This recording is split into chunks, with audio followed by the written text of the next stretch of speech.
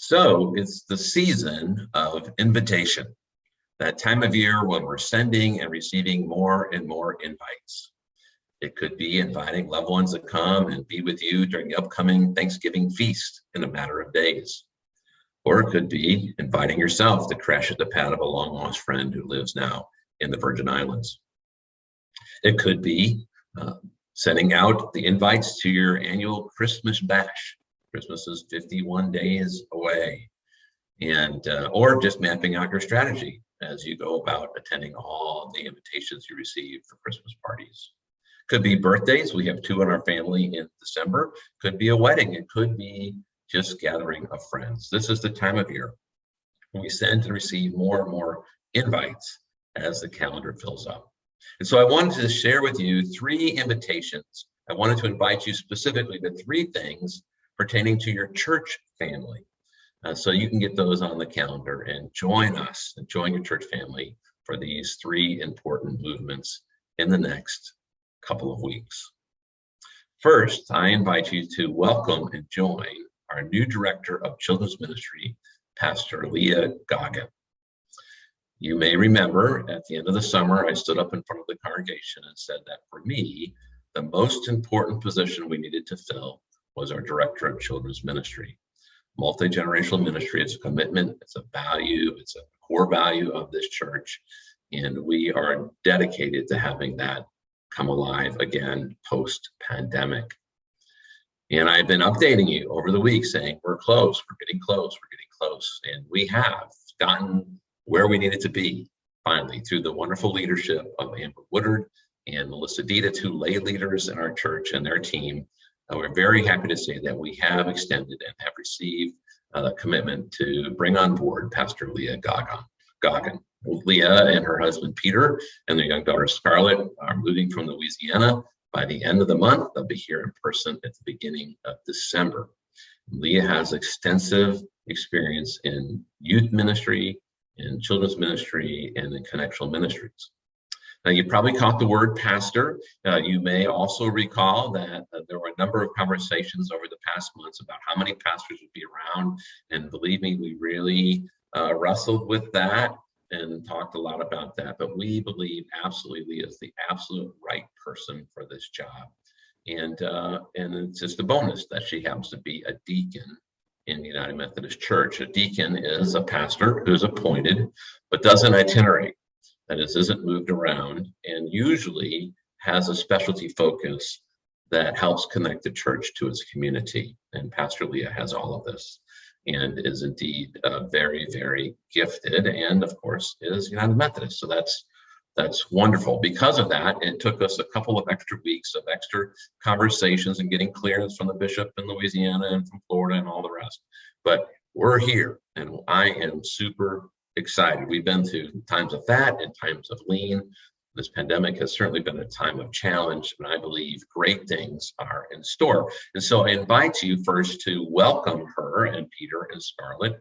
When I moved here, there were several folks that came over with food and gift baskets and cards that made me feel welcome and wanted. And I think we could do something like that for Leah. And so please don't wait for the invitation. Plan to make your own welcome to them, to our community and our church. And second, join us in December for the next chapter of our children's ministry. Love to have you. Perhaps it's been a time with the pandemic where you haven't felt as safe, or maybe it's a time when we've gotten out of habit because we've been online. It's a great time to recommit and to remark the calendar and say, after Thanksgiving, we're going back as a family and we're going to participate in the children's ministry. So first invitation, welcome and join Pastor Leah, Director of Children's Ministry. Oh, last thought on that. As Director of Children's Ministry, she will run the children's ministry and have oversight of the student and ministry and nursery. So she'll run the children's ministry, but then manage the staff and have oversight of the student and nursery ministry. She'll report to Pastor Philip. Second invitation is to join us this coming Sunday for All Saints Sunday. That's the time in the church day, Sunday. Closest to All Saints Day, when the church celebrates and gives thanks for the saints in the church family that have passed away in the previous year, have kind of graduated, as we would say, have gone on to be with Christ in glory. And so we take time in the service to light candles and to ring a bell and to show a picture and so forth. But there are other saints, obviously, in our lives besides those that were church members. And so we're also making provision in the service to light a candle if you want for a loved one, a saint in your life.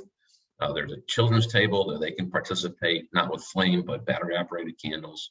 There's also a service between the services at 10:15 for those, if you'd like to come and really kind of dig into that experience you're going through of grief or Thanksgiving or remembering. And so please mark your calendar, be with us on Sunday. Third, want to invite you to participate with us in our Revive Stewardship campaign.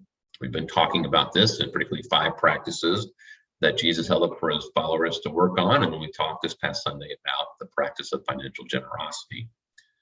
And specifically, I invite you to consider increasing your pledge to the church, your giving to the church by 1% in the coming year, and then to make a pledge on it. And I shared about this on Sunday, how the pledge, while it's important to the church and part of the way that they plan for the coming year and the number of ministries they can support, the pledge is really most important for the person who gives it.